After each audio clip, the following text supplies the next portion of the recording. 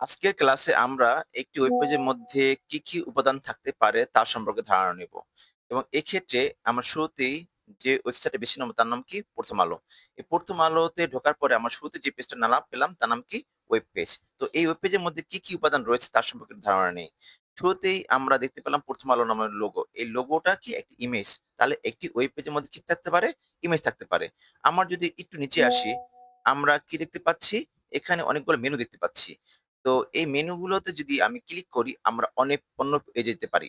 তো আমরা জানি যে লিঙ্ক নামে একটা ওয়েব পেজ উপাদান রয়েছে যার কাজ হলো একটি ওয়েব পেজ থেকে অন্য পেজ যাওয়া। তো আমরা যদি খেয়াল করি যে খেলা নামক যদি আমরা মেনুতে ক্লিক করি, আমরা কিন্তু খেলা ওয়েব পেজে যেতে পারছি। অর্থাৎ এক্ষেত্রে এখানে যে খেলা, বিনোদন, চাকরি এর প্রত্যেকটা কিসে ভূমিকা পালন করছে? লিঙ্ক হিসেবে ভূমিকা পালন করছে। তার মানে একটি ওয়েব পেজের উপাদান হিসেবে লিঙ্ক থাকতে পারে। আমরা নিচে আসি।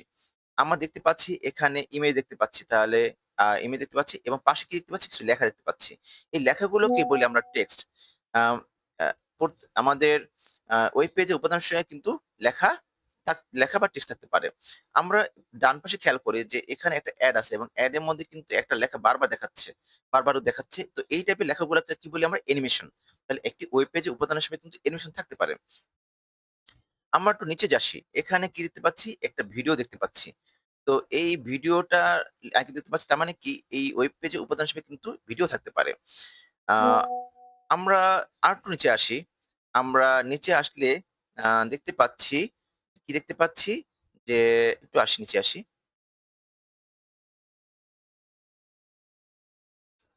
আমরা এখানে কিন্তু ৩ টা টেক্সট ফিল্ড দেখতে পাচ্ছি এবং একটা সার্চ এখন খুঁজে পাচ্ছি।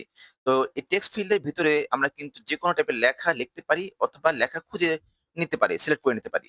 যেমন আমরা এখানে টেক্সট ফিল্ডের মধ্যে বরিশাল লেখা খুঁজে নিলাম। আ আমরা আ এখান থেকে এই যে টেক্সট ফিল্ড জেলার মধ্যে দিয়ে আমরা জেলা খুঁজে নিলাম। আমার টেক্সট ফিল্ডের মধ্যে উপজেলা থেকে বরিশাল শুধু খুঁজে নিলাম। এরপর আমরা যদি এখানে সার্চ ক্লিক করি তাহলে কিন্তু আমরা বরিশাল বিভাগের বরিশাল জেলা, বরিশাল সদর তথ্য পাবো। তো এই যে টেক্সট ফিল্ড এটা কিন্তু ওয়েব পেজের মধ্যে থাকতে পারে। সার্চ বক্স ওয়েব পেজের মধ্যে থাকতে পারে। তো আমরা তাহলে একটা ধারণা পেলাম যে আসলে ওয়েব পেজের মধ্যে কি উপাদান থাকতে পারে। তাহলে আমরা যদি সংক্ষেপে বলি, একটি ওয়েব পেজের উপাদান হিসাবে আমরা লেখা বা ছবি পেতে পারি। আম ছবি যেকোনো হতে পারে, যে টাইপের হতে পারে। যেমন লোগো হতে পারে, এমনি ছবি হতে পারে, ব্যানার ছবি হতে পারে। যেকোনো কিছুই ছবি আকারে ওয়েব পেজে উপাদান থাকতে পারে। আ এছাড়া আমরা কি দেখলাম যে ওয়েব পেজের মধ্যে কি থাকতে পারে? লিঙ্ক থাকতে পারে উপাদান হিসাবে। সেটা আমরা দেখেছিলাম। আমরা দেখেছিলাম যে একটা ওয়েব পেজের মধ্যে আ লেখা থাকতে পারে। যে লেখাগুলোকে আমরা কি বলছি? টেক্সট। এই লেখাগুলো যেগুলো টেক্সট বলছি তা উপাদান হিসেবে থাকতে পারে। আমরা দেখেছিলাম ওয়েব পেজের মধ্যে অ্যানিমেশন উপাদান হিসেবে থাকতে পারে। এই যে আমরা এখানে দেখলাম ডান পাশে যে লেখাটা ছবি অ্যাডভার্টাইজমেন্টটা সেটা অ্যানিমেশন হিসেবে আছে। অথবা নিচে দিয়ে খেয়াল করি যে ক্রাউন সিমেন্ট এটাও কিন্তু অ্যানিমেশন টাইপের আসতেছে। তার মানে একটি ওয়েব পেজের উপাদান হিসাবে কিন্তু অ্যানিমেশন থাকতে পারে। তারপর কি দেখলাম? যে আমরা একটি ওয়েব পেজের মধ্যে ভিডিও কিন্তু উপাদান থাকতে পারে। এরপর আমরা কি দেখলাম?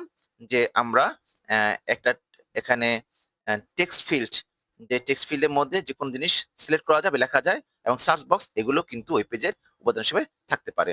তো ওয়েব পেজের উপাদান হিসাবে আমাদের কি থাকতে পারে? লেখা বা টেক্সট, ছবি বা ইমেজ ও ভিডিও, অ্যানিমেশন, টেক্সট ফিল্ড আ আরো যদি বলি অডিও থাকতে পারে। তো সবাইকে ধন্যবাদ আজকের ক্লাসের জন্য।